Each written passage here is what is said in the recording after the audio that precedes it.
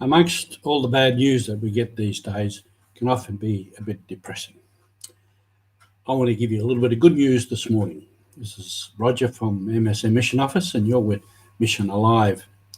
I want to report back a bit about our Afghan refugee campaign, where we are seeking to help others to help the Afghans. One of our members of staff here, Sean, who's a project officer and IT man, lives at Campbelltown, and he has activated a whole number of people there to help the Afghans, because a lot of them are arriving there in a hotel for quarantine and whatever, and then getting processed. So a little bit of a feedback on all of that, and I will be reading off Sean's report a little bit to do that. John says there's more arrivals coming to Campbelltown, and the initial wave have settled. Most people have sufficient clothes apart from specific things. Thanks to Father John Ho, who's the parish priest out there, who's given space in the crypt of St. John's to store the excess clothing donations. These will be sorted into bigger bags to help the distribution. They'll be sorted into men's clothes, coats, shirts, etc., women's dresses, coats, blouses, etc., boys, girls, and so forth, so make it easier to find the specific things that people need. They had bought some big bags, those big bags, for the purpose of sorting. And what they found out was that these were items that our newcomers needed, probably for storing their own clothes and things in. So they went quickly and had to go and get some more.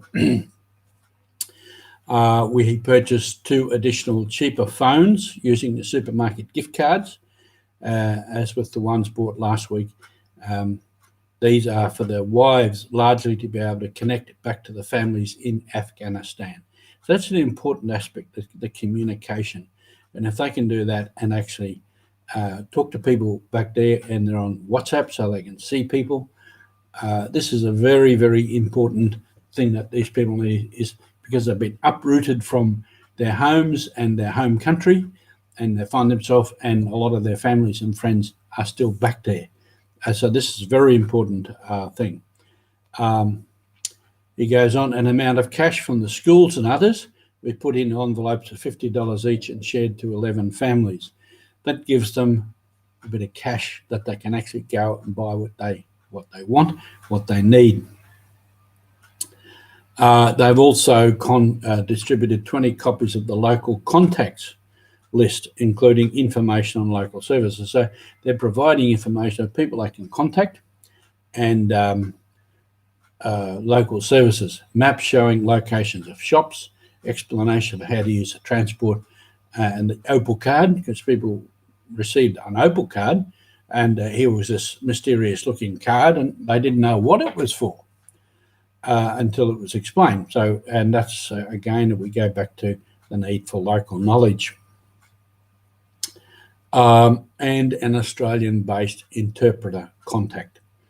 So they're the resources for people. Finally, many people bared their feet for the tape measure to record their foot sizes.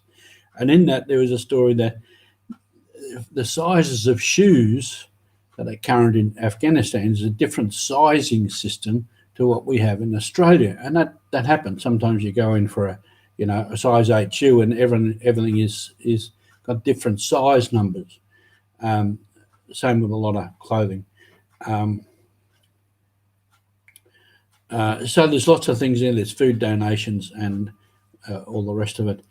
3 families will leave us this week, and others will find out their next port of call. So as they move through the system, often they're getting temporary accommodation in different places, and what's happening in other parishes and other organisations are contacting, and as they move out of that area where they, in Newtown, Campbelltown area, go to another place, our group there is able to get contact with others, other parishes, other organisations, and hand over to them.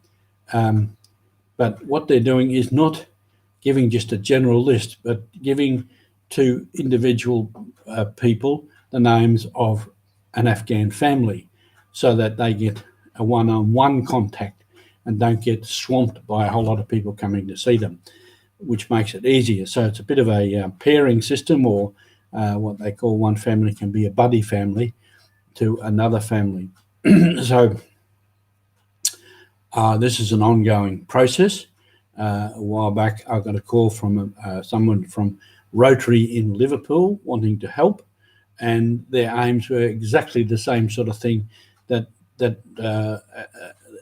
we are doing. Those who are working with us, immediate on the ground needs, food, cash, cards, whatnot, and contact with Australian people who can give them local knowledge. So I connected this guy with Sean, and he was able to hand over some names and addresses of Afghans who'd moved to another area, and from Liverpool they were able to contact them and assist. So it's a growing network, and people are willing to assist.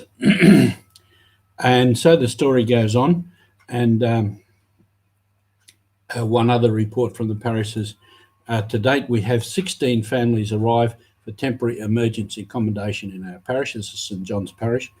There are 9 families with a total of 24 children still in the area waiting for permanent housing in Sydney.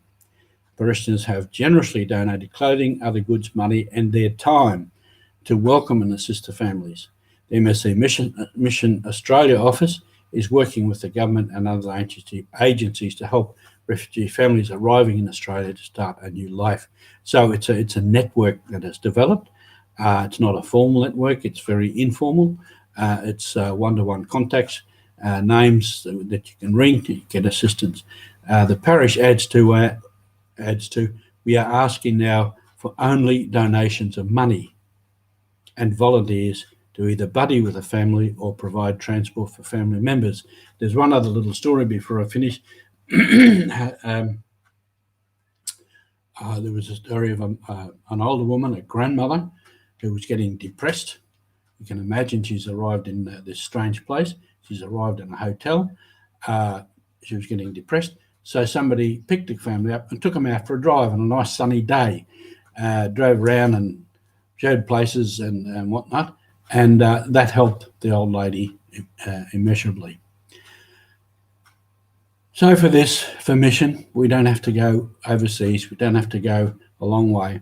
It's right on our doorstep. And while we've got people like these Afghan refugees and many others who are in need, then the mission is there. And we thank you all for being with us. And we'll continue informing you about this Afghans and others as we go along. So thank you again for